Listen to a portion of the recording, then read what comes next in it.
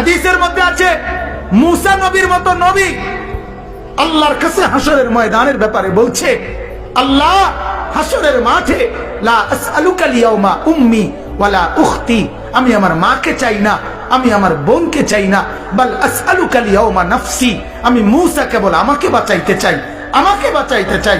আল্লাহ আমাকে বাঁচান, হাসরের মাঠ আমার বড় ভয় হয়, হাসরের মাঠ আমার বড় ভয় হয়।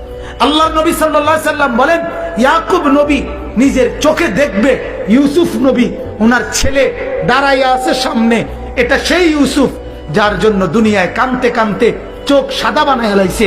সেদিন হাসরের ময়দানে নবী বলেন, একবারের জন্য ইয়াকুব নবী বলবে না যে আল্লাহ আমার ছেলেটার কি হবে, ইয়াকুব নবী বলবে, ইয়া রাব্বি নাফসি নাফসি, আল্লাহ আমাকে বাঁচান, আমাকে বাঁচান। ওরটা ও বুঝবে, আমারটা আমি বুঝতেছি। এটারে হাসরের মাঠ বলে। বাজার এই মুসলমান, আল্লাহর নবী সাল্লাল্লাহু আলাইহি ওয়াসাল্লাম হাসরের ময়দানের ব্যাপারে এতটা নবীজি নিজেও চিন্তা করতেন।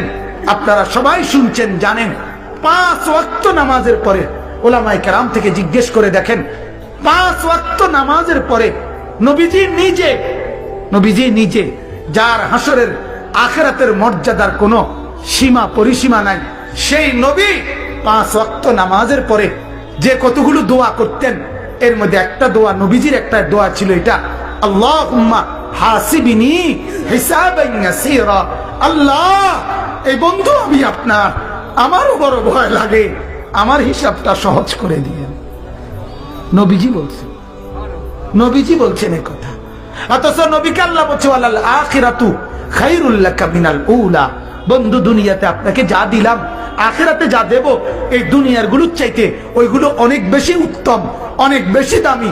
এরপরও নবী বলেন, আল্লাহ আমার ভয় হয় আমার হিসাব যেন সহজ হয়। অথচ আখিরাতে ওনার মর্যাদার কোনো সীমা পরিসীমা নাই। আল্লাহ তাআলা হাদিসে কুদসিতে বলছে, বন্ধু হাসরের মাঠ আমি আপনার মাঝে আর আমার মাঝে ভাগ করে নেব, কাসামতুল কিয়ামাতা বাইনি ওয়া বাইনাক, আমার মাঝে আর আপনার মাঝে কিয়ামতের দিনটাকে আমি ভাগ করব। আনা মালিকু ইয়াউমিদ্দিন আনতা সাহিবু ইয়াউমিদ্দিন, আমি হব কিয়ামতের দিনের মালিক, আপনি হবেন কিয়ামতের দিনের বাদশা। আপনি বলবেন আমি শুনবো, আপনি সুপারিশ করবেন আমি গ্রহণ করব, আপনি চাইবেন আমি দিতে থাকবো। আপনার হাতে আমার ইজ্জতের পতাকা দেব, আপনার জন্য আমার আরশের নিচে মাকামে মাহমুদের আলাদা জায়গা দেব, আপনার জন্য জান্নাতের দরজা প্রথম খোলার উদ্বোধনের অধিকার আপনাকে দেব। এত মর্যাদার পরেও নবী বলতেন, আল্লাহ তবুও ভয় হয়, হিসাবটা সহজ করে। আপনি কেডা, আমি কে? বলেন এই মুসলমান, বলেন সেজদা নাই ঘরের মধ্যে গত 1 বছর 2 বছর আপনার উপযুক্ত ছেলেটা কোনদিন ফজরের নামাজ পড়ে না, মেয়েটা ফজরের নামাজ পড়ে না, বিবি পর্দা করে না, মেয়ে পর্দা করে না, ঘরের মধ্যে আজ 20 বছর টানা রঙিন টেলিভিশন চলে, নর্তকী নাচে গায় ফুর্তি করে, গানের আওয়াজে বাদ্যে পুরা ঘর জমজমাট, এত নাফরমানির অবস্থায় এই হালাত নিয়ে কবরে গিয়া সুপারিশ কেমনে মিলবে দোস্ত? আখিরাতে নবীজির সামনে দাঁড়াবেন কিভাবে? আল্লাহর নবী তো বলবে, উম্মত এভাবে বেজ্জতি করলি কেন?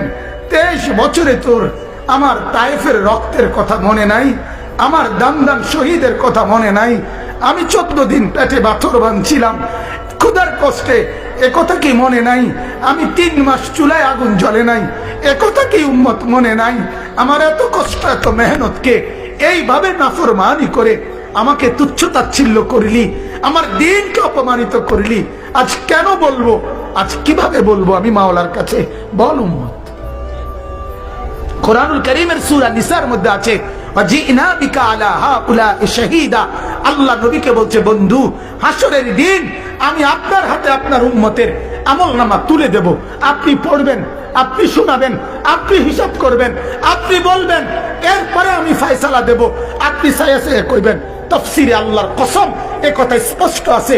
হযরত আব্দুল্লাহ ইবনে মাসউদ বলে, যেদিন নবীর সামনে এই আয়াত, এই ওয়াজিনা বিকা আলা হাউলা'i শাহীদা সূরা নিসার এই আয়াত যেদিন পড়লাম, সেদিন হযরত আব্দুল্লাহ বলে, নবীজি অজরে চোখের পানি ফেলে কাঁদছে, আর এ কথা বলছে, উম্মত যদি পৃষ্ঠার পর পৃষ্ঠা গুনাহ আর নাফরমানি দেখি, আমি মাওলার সামনে পড়বো কেমনে, শোনাবো কেমনে, আল্লাহর কাছে বলবো কেমনে?